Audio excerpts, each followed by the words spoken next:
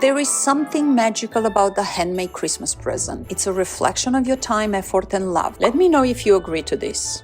So let's sit down, grab a cup of coffee, set a couple of hours aside just so we can create a fleece wrap poncho, a gift that's warm, stylish, and filled with love. Plus, we would look at online options and why making your own is a much better choice. I've started creating these ponchos many years ago, but I've also included as a design in my fall-winter ready-to-wear collection. I've also gone online and I've seen a couple of beautiful options. As you can see here, Dior has a couple of nice ones, Ralph Lauren, and all other top designers. And I also think that it's one of those never die trends. They all have a version of these. Some of them are so beautifully done, but extremely expensive in my opinion. On Amazon, you will find fleece poncho ranging from $25 to maybe $60. And I agree with you, some are really cute, but they can also feel kind of generic. And of course, the quality isn't always guaranteed. Look at these examples. The fabric is smooth, however smooth like a car wash chamois. Very thin. It describes as very heavy on Amazon description, but it's actually very thin. I felt bad for the one I gave it as a gift for Christmas. It was an awful description. She told me over the phone, and just today I received the item back from her because she wanted me to see it's true. Very disappointing. I don't think any one of us want to have a Christmas present returned back to us because of how bad the quality is. Let me know what you think.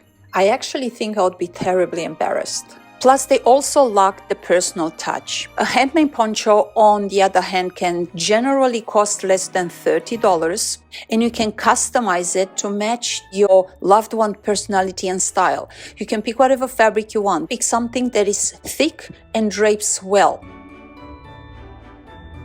Variety of fabrics these days are insane, and I'm pretty lucky to have this fabric store that I am such a big fan of. As you can see here, I can still pick up wood blends for $3.99, and the quality, it's amazing. The other option would be for you to go ahead and purchase a Joann.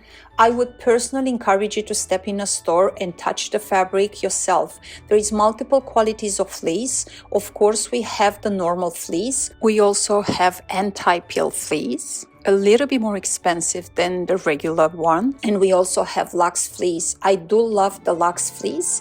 Generally could be a little bit more expensive, but as we all know, Joann always has sales. If you do decide to go ahead and get the luxe fleece, pick one single layer because it's going to look a lot better. It's going to have a lot of movement, otherwise can look a little bit boxy, and it can be very unflattering for one's silhouette. Another very good source online this time is going to be Fabric Wholesale Direct. I have recommended this in many of my videos before. I'm going to put some links in the description below for all these fabrics here that I'm going to talk about today.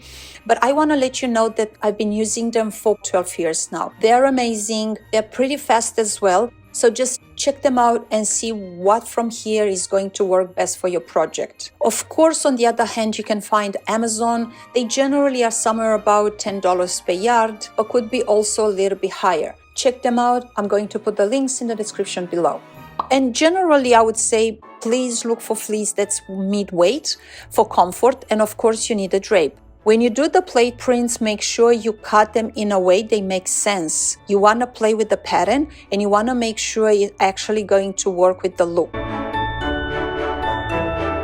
So then what do we need? Generally, I would recommend not to purchase more than 2 yards of fabric. If it's a thick medium weight fabric and you want a lot of drape, most likely you're going to have to use just one layer. If you're going to double that because the person you're going to gift it, she's always cold and she needs a little bit more warmth, then you buy double the yardage, preferably into different patterns so she has 2 different options and 2 looks in one. Step 1, prep your fabric. Just lay it on the floor, of course on a flat surface. Smooth out any wrinkles you see so the floor will work best. Step 2, it's just make sure you mark the neckline. Use a measuring tape, measure all across, find the center. Of course, you're going to add maybe just a 5-inch cut because you want to allow the neck to sit nicely and comfortably. Use tailor chalk to draw a half circle for the neckline. Step 3, you cut the neckline. Carefully cut along the chalk line to create a clean neckline. And so for a polished look, you can hem the edges or leave it as it is. Since fleece doesn't fray, to me, it's going to look a little bit funny. I would never do that. If you do obviously have a sewing machine, I would encourage you to either hem it or use a bias tape in a different type of fabric, because that's going to work beautifully. Use the bias tape all around, like this example here in one of my old ponchos.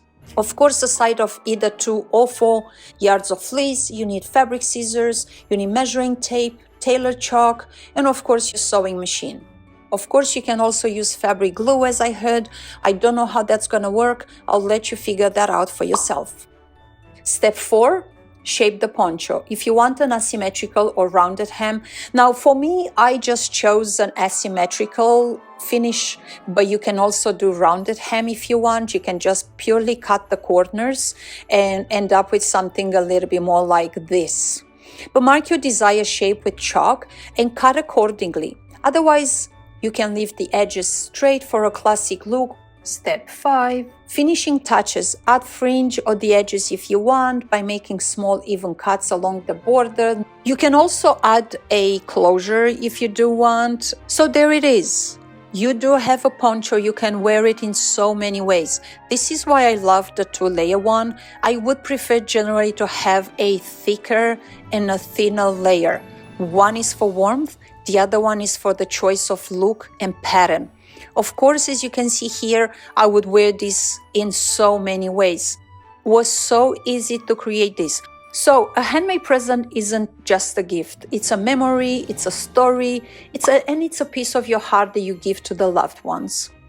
I've added links in the description for all the materials and tools you need to get started, along with a couple of suggestions with what's out there. If you enjoyed this tutorial, give it a thumbs up, subscribe to my channel, and check out my playlist for more DIY sewing projects. Let's make this holiday season unforgettable, one handmade gift at a time. Happy sewing and take care.